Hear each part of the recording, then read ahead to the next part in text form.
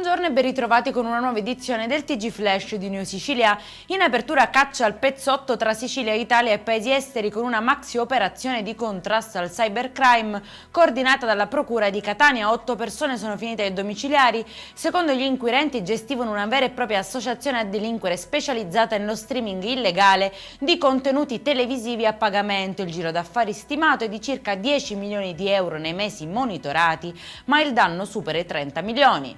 Sequestro di persona a Vittoria in provincia di Ragusa. Un giovane è stato prelevato in piazza da 2 banditi incappucciati che, arrivati a bordo di una Panda nera, lo hanno chiamato per nome e portato via scortati da una seconda auto. Il ragazzo, figlio di un noto commerciante ortofrutticolo, non è stato ancora ritrovato. Indagini serrate delle forze dell'ordine. È finita ai domiciliari una badante 37enne accusata di maltrattare un uomo tetraplegico. Secondo le indagini lo avrebbe umiliato e sottoposto a vessazioni continue. In alcuni casi addirittura gli avrebbe gettato addosso acqua gelida e fatto annusare una maglia intrisa di urina.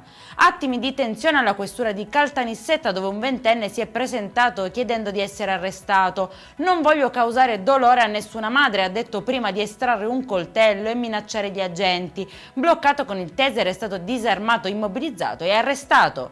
E in chiusura Catania istituisce il centro di mediazione per la giustizia riparativa, destinata all'intero distretto della Corte d'Appello. L'obiettivo è promuovere percorsi di riconciliazione e ricostruire i legami sociali in una visione della giustizia che non si limita a punire, ma che restituisce fiducia e rafforza il senso di comunità.